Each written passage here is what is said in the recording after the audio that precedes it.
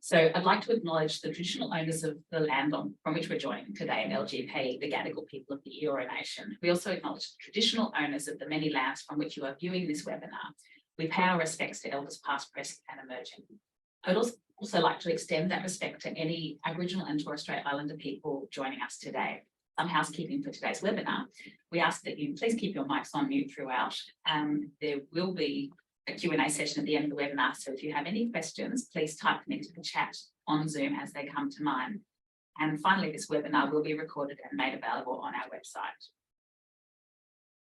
So I would now like to introduce the host for the webinar, Mihaela Stancu. Mihaela is a consultant in procurement services. She has been with LGP for 5 years, and some of you may already know or have worked with her on various projects. Thank you, Catherine. Good morning, everyone, once again. Welcome to today's webinar, Probity in Procurement. Today's webinar is part of several webinars which consulting team has been delivered in the last couple of years, and the purpose of this webinar obviously is to be informative and then council to come back to us with any questions and information that it may require. In today's webinar, we'll cover the purpose of this webinar, obviously. I will talk about the meaning of probity, principles of probity. I will be touching probity in procurement. I will talk about a couple of projects that I work on. One of the questions that many people in councils have, whether to choose probity advisor or probity auditor. So all this beginning is part of my presentation. Once that's finished, we will move to the second part of the webinar, which is the fireside chat with our guest. And we will finish the webinar with a key question and answer panel. The purpose of today's webinar is to raise awareness of the importance of probity and to demonstrate that probity is not about penalty, it is about protection. Many people, when hear the word probity, they may think that it's a bit scary, something wrong happened, but it doesn't necessarily have to be like that, because if probity is in place, it enhances the risk management of corruption and fraud, controls and compliance, financial and legal risks to the council. As a result, council can avoid costs associated with complaints and disputes. And most importantly, probity will safeguard our reputation because it prevents behavior that can lead to corruption and fraud, hack investigations, or to potentially advise media. I've used the word probity quite a few times up to now. So what is probity? One of the definitions is that probity demonstrates the report keeping of ethical behavior, meaning integrity and honesty, fair dealing, responsible decision making, value for money outcomes. So in other words, probity is the evidence and leadership in the common use of adopting and following well-considered procedures and processes to ensure the procurement decisions are fair, transparent, and defensible, and the outcome of the money. Also, I'm not sure yet. If I do go back, I'll be around September time. So it goes beyond still a while yet. Financial honesty. Yeah, I'm not too sure. It's kind of still up in the air, and it probably will be for the next month, and then not take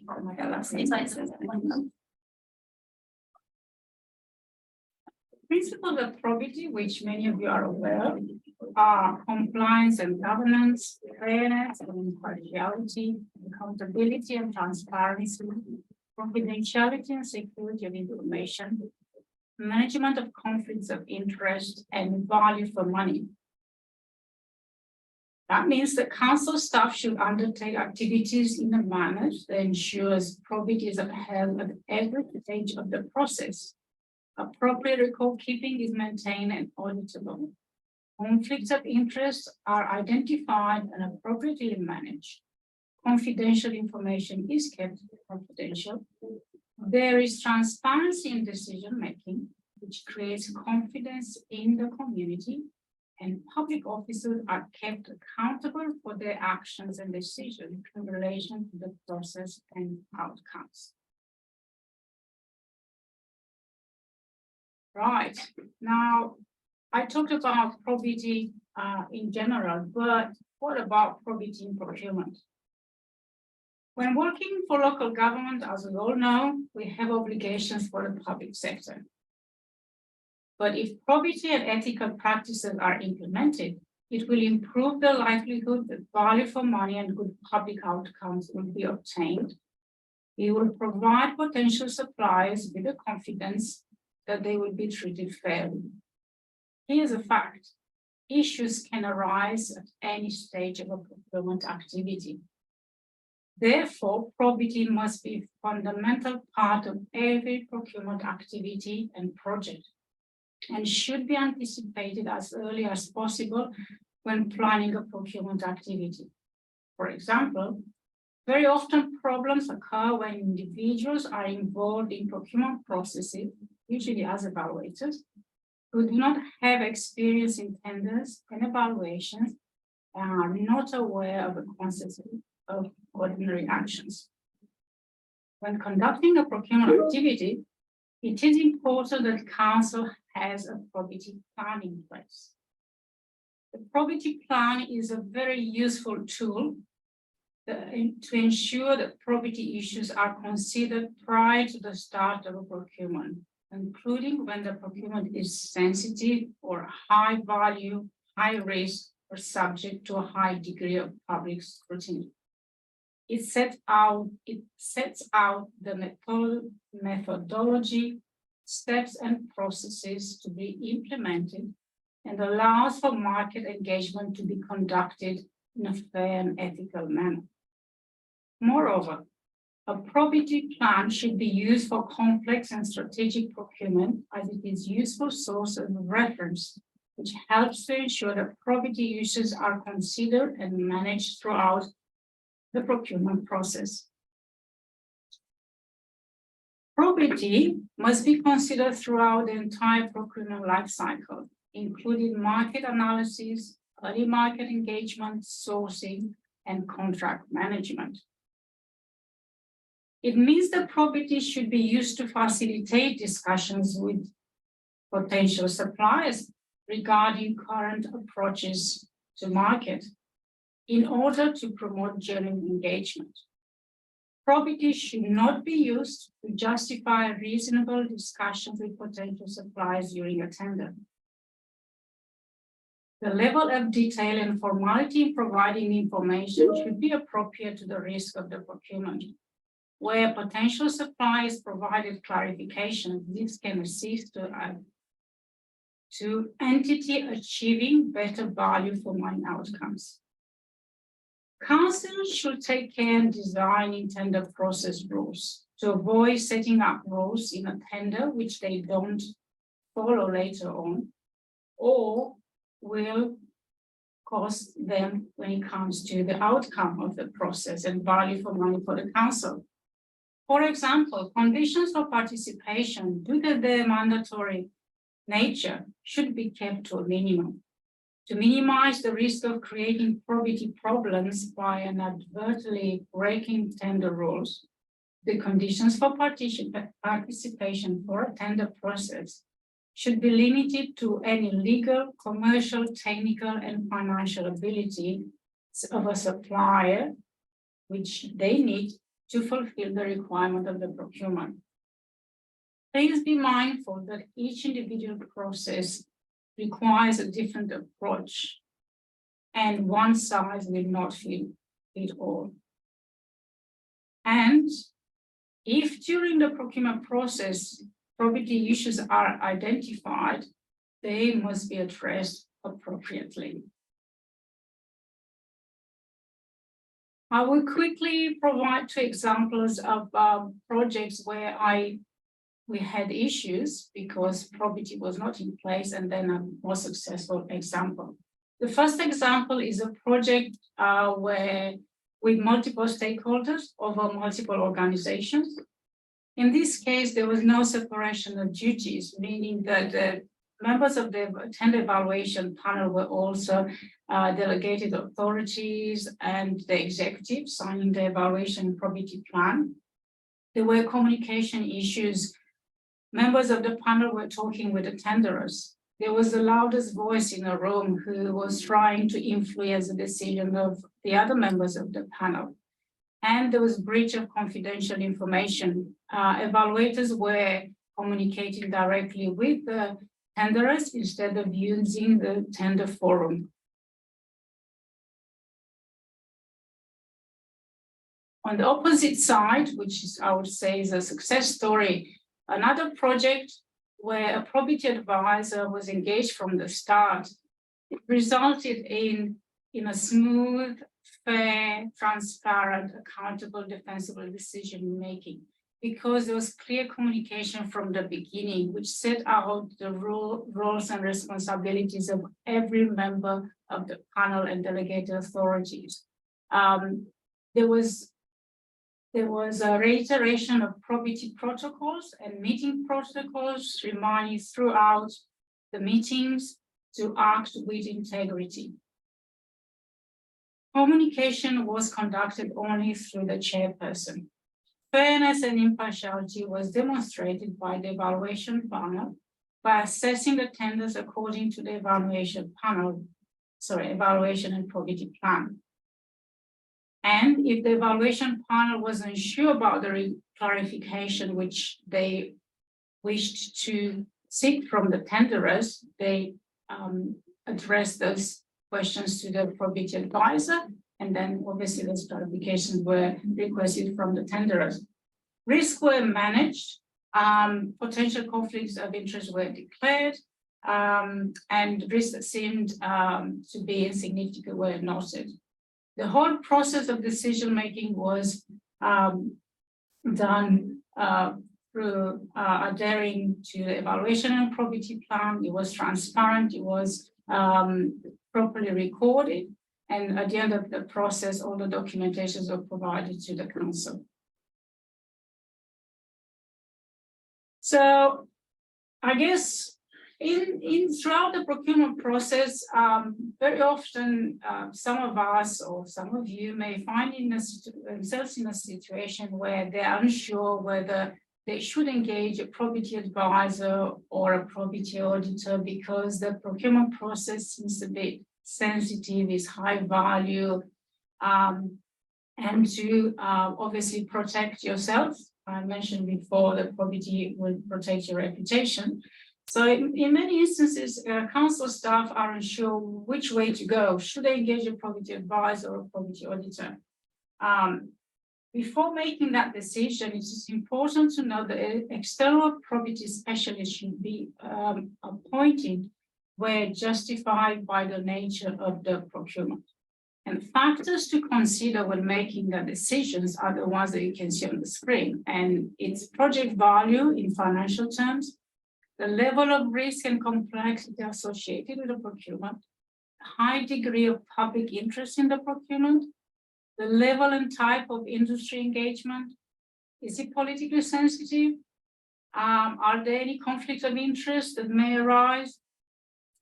Project integrity and the possibility of being subject to scrutiny, and if the market conditions are volatile and lack of supplies. I need to drink some water. I was better. Right. This is basically the end of my presentation. I would like now to move to the next session, which is the fireside chat with Phil Scott, the Chief Procurement Officer and Probity Advisor. Phil, hello. Good morning, Mahela, and good morning, everyone. Good morning, Phil. Thank you for joining me today. So, Phil is LGP's Chief Procurement Officer and a certified probity advisor. Phil has a background in tendering and contracting in both private and local government sectors. He has lectured part-time at TAFE in the areas of purchasing, warehousing, and logistics, has been involved in drafting the evaluation and the governance of over 200 tenders and contracts, covering goods, services, consulting and construction spanning over 20 years. As a property advisor, Phil has advised many councils in property and process issues. Phil, once again, welcome to our webinar. You are an accredited property advisor. Could you tell us what it means to be a property advisor, please? So property advisor's role is fairly important. They need to be guiding the tender team in the way that it conducts its process. They need to be willing to speak up and they need to be assertive from time to time. I might just take a moment to differentiate between the property advisor and the property auditor, which you spoke about earlier, Mahela. The property advisor actually, in a way, they don't actually advise. They have a role to make sure that the tender team is aware of the implications of decisions and directions that they may be taking. Ultimately, it's up to the council and that tender team to decide how they conduct that evaluation and the outcomes that they achieve. But that comes with risks, and sometimes many of the tender team aren't experienced in procurement processes or perhaps tender processes, and they may not understand some of the risks that come out of that. So the property advisor is involved at the front end of the process and helps steer the council and the tender team in the right direction and avoiding risk. The property auditor, on the other hand, is involved at the other end of the process. The property auditor comes in and actually reviews all of the documentation at the end of the process. So usually after the council has actually made its decision on the tender. The property auditor is a little bit like a financial auditor. They'll go through all of the records, the tender team evaluation, recorded notes, and the documentation that was presented by council to the market. They'll also look at the report that was produced, and they'll be analysing all of those documents to make sure that they were put together in an appropriate way, but also that the council tender team actually followed the documentation and the process that it said it was going to follow. So basically, you've got those two different roles, the property advisor at the front end of the process and the property auditor at the rear end. As I say, the property advisor needs to be assertive, to speak up, and to be prepared to write a report on the outcome of the process. Thank you. Another question I have is, have you encountered contentious property situations throughout your long career of property advisor? Yes, look, sometimes they can occur, and as much as people try to avoid these situations being created, we can't all foresee exactly what might happen in a process. And I do actually remember a process where I was involved, and it was brought to my attention by a colleague also involved in that process that I had a probity issue. And at first, my reaction was, well, no, that's not correct. I don't have any probity issue. And that really signifies what this whole thing about probity is about. Those who are too close to the matter actually can't usually see what the issue is. And I've experienced that myself. And I remember having thought about it for about 2 or 3 seconds, I thought, oh yeah, I do have an issue here. And if other people are seeing it, then I need to step back a bit. In terms of council processes and contentious issues that can come up, I remember once we were involved in a process, we'd been brought in later in the process, but a council was actually looking to redevelop at the town centre. And as part of that process, it was going to run an EOI first, an expression of interest, followed by the request of a tender. Now, it also wanted to have community involvement, and in particular, the business community within the town centre. So it invited participants from the businesses who were residing in the shopping area there to participate in the actual process. So a particular representative, presumably from the Chamber of Commerce, was then appointed to be involved directly with the tender evaluation panel. So that particular person had access to all of the privy discussions that were going on in the early stages prior to going to market. That particular person also had access to the expression of interest document that was released. But from council's perspective, they had naturally felt that they needed this involvement, and that's quite appropriate to have feedback from the community. But what happened, council didn't expect this person to actually decide to lodge a tender. So the person had been involved in the EOI process, including the EOI evaluation. However, once the evaluation commenced, it was realised that they had a bid here from this person. So immediately we've got a complication. And it was only at that point in time that the probity advisor was actually engaged. Had the probity advisor been engaged earlier, the probity advisor probably would have brought this to the attention of the council staff to alert them to the fact that they needed to make clear that anyone who was going to be involved in that panel could not be involved in lodging an EOI or a later tender. Now, from the perspective of the Chamber of Commerce representative, that person, in fairness to them, was unfamiliar with government processes, unfamiliar with the need for probity, and they just felt that they could join and put in their 2 bits worth. And then as the project rolled along, they realised, oh, I've got an idea here and I'd like to put it in too. So obviously we had a complication, which was a bit embarrassing for council and a bit embarrassing for the Chamber of Commerce representative. But it was amicably sorted out before the matter would be serious. One more question. What should council staff expect from a property advisor involved in a tender process? And that goes back to the previous slide that I had when they're not sure which one should we. Sure. So the probity advisor, as I mentioned, is coming in at the front end of the process. So the probity advisor, council can expect the probity advisor to be an experienced person. So in my view, that they would have experience in terms of procurement process, particularly in the government sector. Whether it's including council is up to the council. Sorry, whether it's including local government is up to the council to decide in terms of its decision making of engaging a probity advisor. But certainly there needs to be experience of the expectation of government process. It would be appropriate to expect that a probity advisor has some sort of accreditation.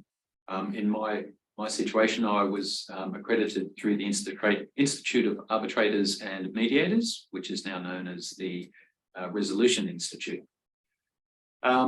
Many lawyers are working in the field of probity advice, and their experience and their skills and accreditations through their legal positions are appropriate to give council confidence that they can offer those probity services.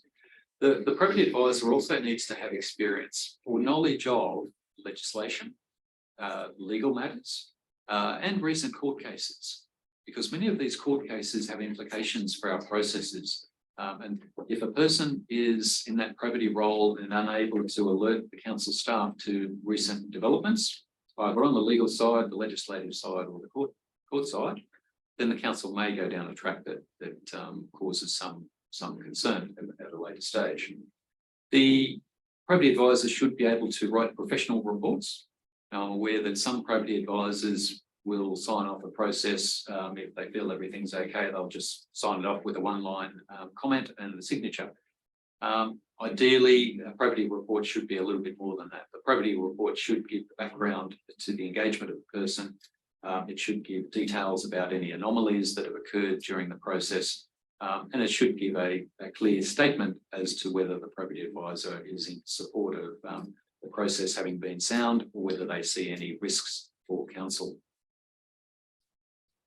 And one last thing, Mahela, the probity advisor needs to have insurance, because one never knows when things might take an untoward turn. Even a property advisor can have property issues, right? That's true. Thank you, Phil, for your powerful insights into property and a property advisor role. We are now going to the Q&A session. Just a reminder that if you have questions, please put them in the chat and we'll try to get to them. And before we open the questions from our audience, let's complete our panel and welcome our head of consulting, Margaret Santos. Welcome, Margaret. Hello, everyone. So Margaret is a skilled professional, having been the lead of many client tenders panels as probity advisor. Margaret oversees the consulting department and advises our consultants on probity issues that arise on client projects. It is Margaret's aim to ensure we maintain quality probity services, that procurement processes are transparent, defensible, and auditable. Welcome, Margaret. That is the aim. Joining us. Let me check if we have any questions. Do we have any questions?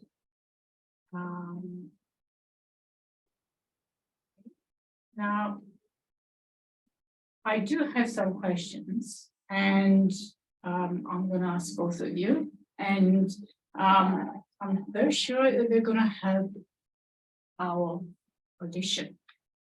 So those who are listening, the first question that I have is, how should a property advisor deal with a tender evaluation panel that might try to influence the property advisor to accept or endorse their decision when there are property issues with the decisions? Does this kind of situation occur often?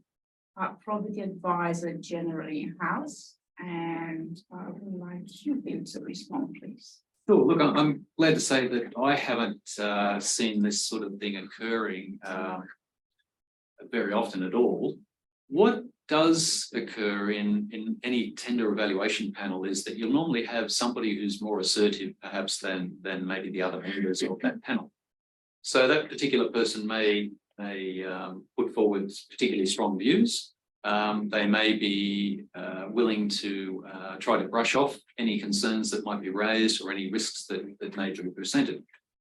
And I mean, it is important to have a balanced conversation and to have all viewpoints represented when a tender panel is convening.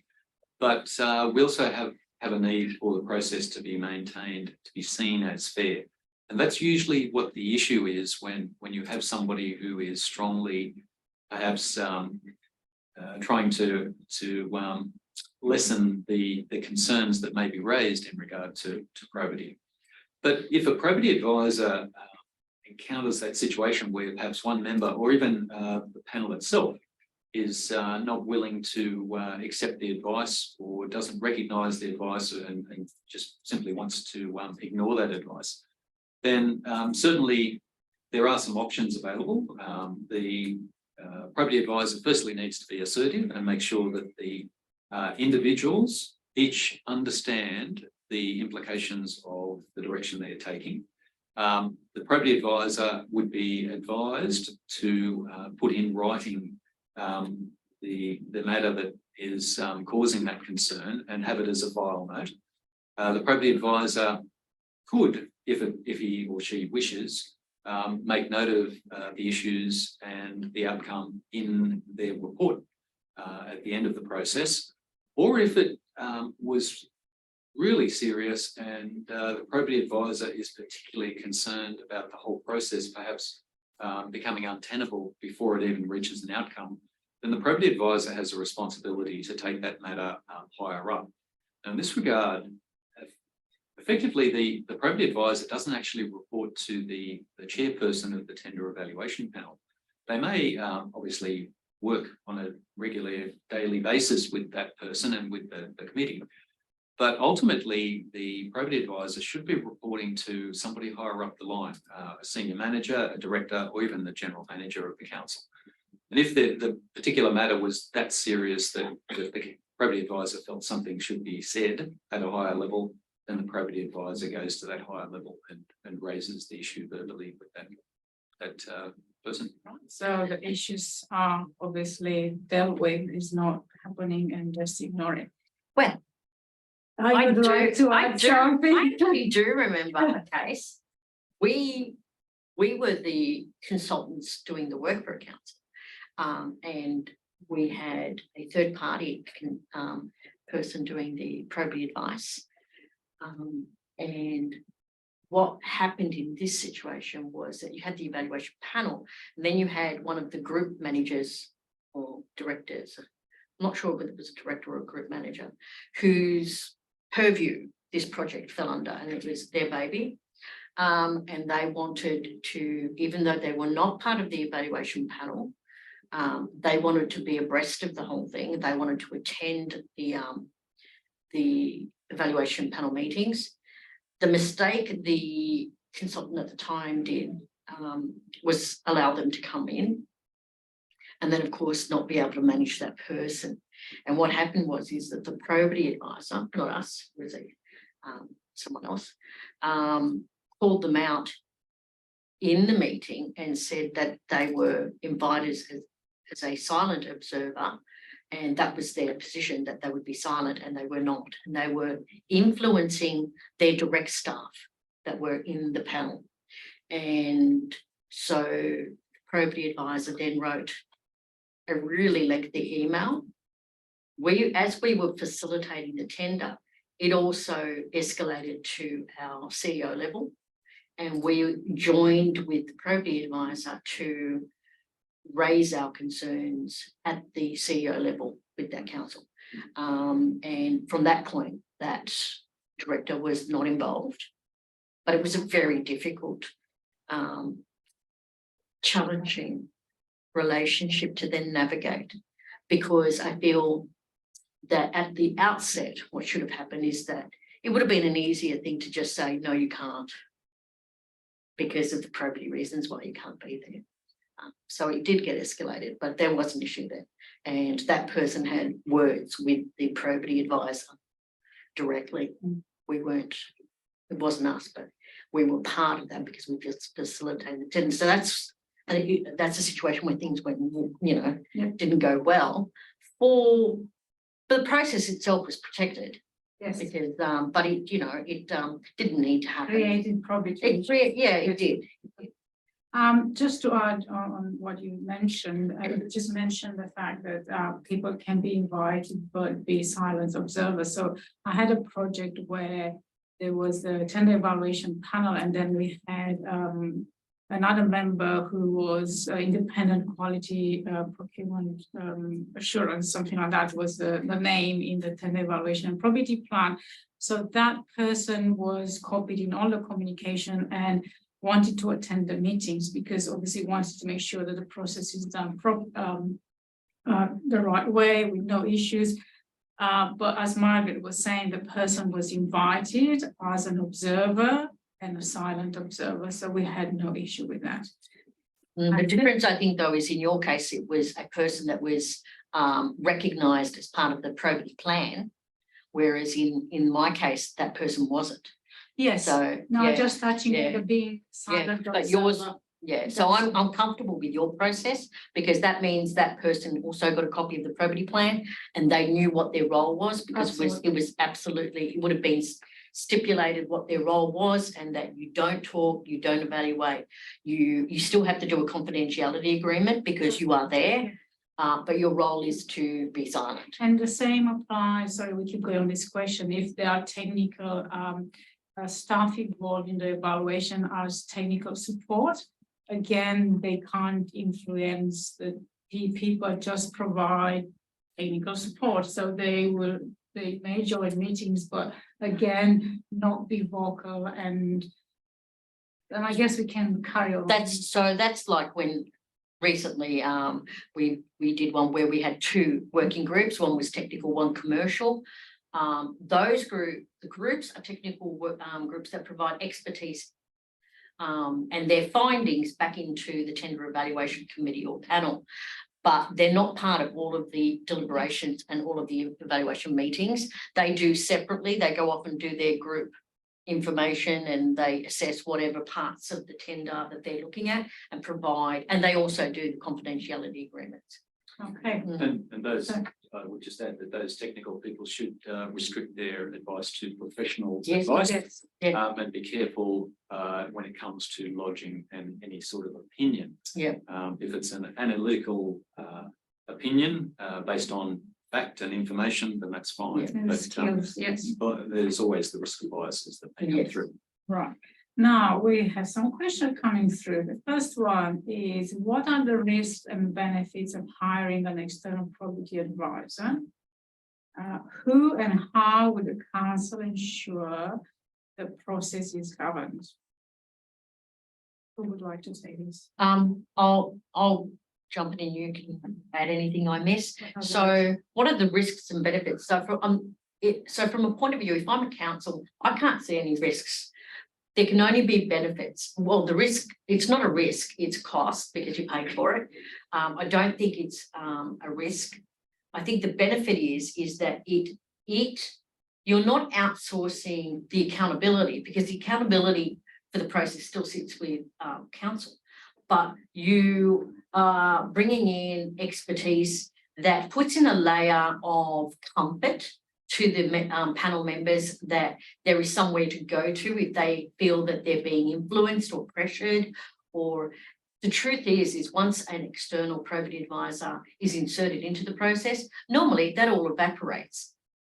People are less likely to influence or behave in a manner that is not transparent. So puts you on the best footing. The person that, how you manage. So the person who manages that process is, or the person that would engage the probity advisor is the procurement person in council. And that person, the probity advisor, would mainly communicate like just the appointments and things like that, and communication with the chair of the evaluation. If there's an escalation point where something critical and high risk is occurring, the probity advisor should be given the escalation point, which is normally at director level or the GM or the GM CEO.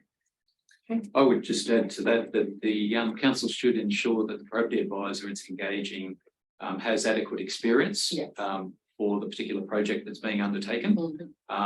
There are a range of people who are out there in the market calling themselves probity advisors. They have a range of different experience and background. So just be conscious of that. Also keep in mind that the probity advisor is there to assist with the process. At the end of the day, the council makes its decision. So the council must take responsibility for the decisions that are made. Thank you. We have another question.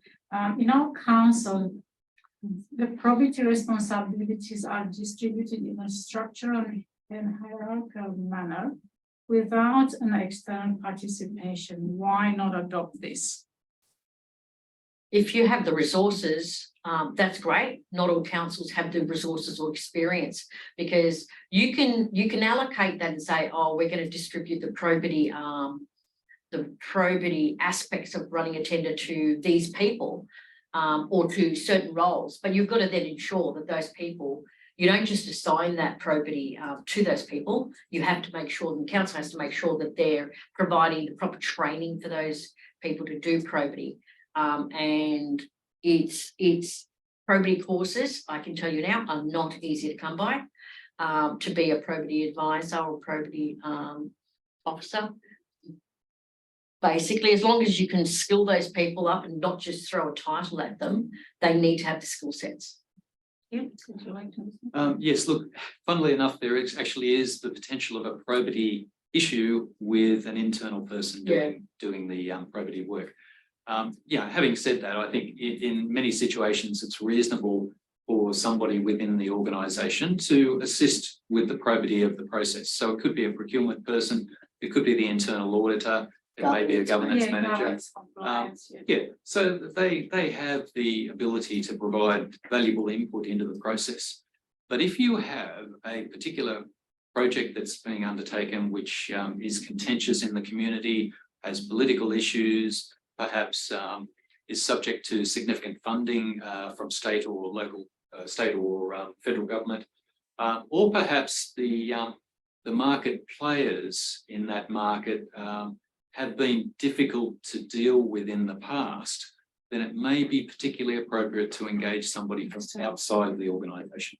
Or if it's a very high value Yes. and Or potentially, it's either political, or there's community sensitivity around it, or perceived conflict yes, of anything. interest. There's a whole range of So reasons. there's all sorts of I know that LGPs, we've been engaged for probity services, even where the council has identified that they required the people in the panel. So the members of the panel were selected based on their skill sets and their expertise, but they foresaw that there would be power struggle within the panel. So they brought us in as probity advisors to ease any tension. tensions. Right, thank you. We have two more questions, try to get to them so we don't stay too long. The next question is, who owns the description of roles for probity advisor? It's a description of roles. Well, someone in the organisation needs to define the role of the probity advisor that's going to take part in a particular process. There are some booklets in the marketplace in regard to probity. One of them was written jointly by an experienced procurement person who does a lot of probity work, and a ex-judge from the Supreme Court in Queensland, I think it was. So that particular textbook has a lot of useful information in it. There are other books available, and certainly many of the related professional associations like SIPS or World Commerce and Contracting would have information which would give you, for instance, definitions of the role of a probity advisor and perhaps descriptors. If somebody actually needs some assistance with that, we can certainly provide some advice in the coming days. We'd have access to that information. There'd be no charge for that. But really, that role of the probity advisor should be written into a probity plan, which becomes part of the documentation for instance, the EOI or the RFT process. It should be enough to adequately explain what the role will be and the scope of the work. In the probity plan, usually there is a description of the probity advisor, what he's doing, but obviously not the whole description of the role, which probably this person is trying to understand. Yeah, it doesn't need to be a job description in its own Yes. right, but it needs to cover the general scope and give the reader, which could include other members of the evaluation panel or even outside members of senior staff, they need to have an understanding of what that role would be. So if one of our people who needs to develop these documents is looking for information, we can help you out there. I'd also add to that is that if council is looking to adopt to put together the description of the probity advisor and all the roles within council, and if you don't actually have someone with probity advisor certification or qualification, I would refrain from using the word advisor and say probity officer, and say that where you need skill sets beyond your probity officer, then you go external to get a probity advisor, because the two things are different. Absolutely. Yeah. Another question, when a property advisor is unavailable for a council, does LGP has a panel arrangement for such needs? We don't have a panel of probity advisors, of pure probity advisors as such. We are looking ultimately at the opportunity of establishing a panel of legal counsel, which in turn would enable the provision of those services. We have spoken about a panel for probity advisors in the past internally, but as you would understand, LGP itself then has a probity issue because we provide probity services. If we run a tender to establish a panel, we're now becoming privy to confidential information about other probity advisors in the marketplace. Yeah. And that would include commercial pricing, which would be inappropriate for us to access. Now, there are ways to deal with these sorts of things, and we could run a process and establish what we call a Chinese wall, which means that the evaluation team is kept completely separate From consulting. from the consulting team and the probity people within our organisation. But at the moment, we've stopped short of going down that track, and I think we'll probably steer clear of it for some time. We just provide probity services to councils, and you are very kindly doing the work for us for consulting, but we don't have such panel. One more question and we'll conclude the Q&A session is, I feel with the infrastructure spending, how do you say? Burgeoning, okay. Isn't it time to include the skills and expertise within the procurement staffing roles? Yes. Of course, but it's up to the council. Yeah. And the training that is providing to the staff.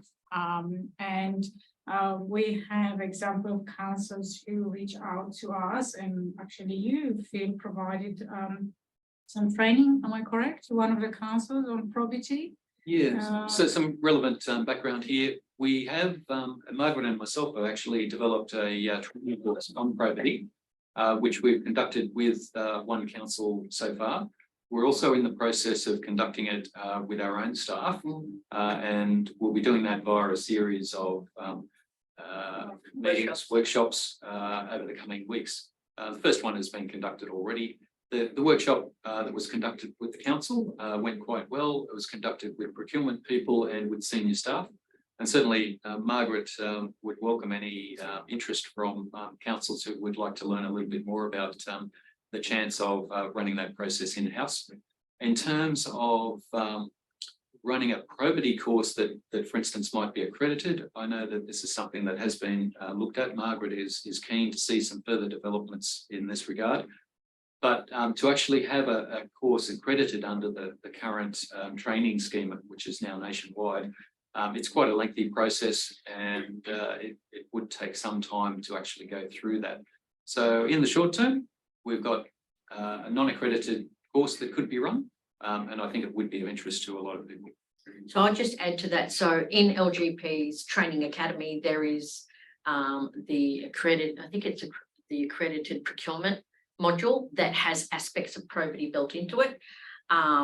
There is no training that you can undertake to become a probity advisor anymore. The one place that used to do it doesn't do it anymore. So you actually have to go to lawyers or get your lawyers to get their probity module done, and it's only open to lawyers as well, other than the ones that have already got it prior to this opportunity going away. That being said, there are ways, like I said, we're looking at the one where is there a need for just probity training, or is the one that's already within the probity that's already within the procurement module, whether that's enough.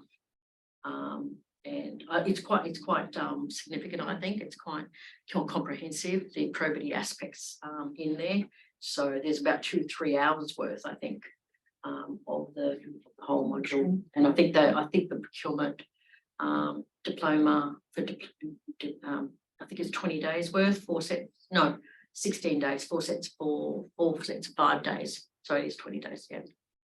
One more thing I would like to add, and then that's it. We're definitely finishing the Q&A session, is that I personally manage a project for a council who wanted to create their own panel of probity practitioners. So that's an option. Yeah.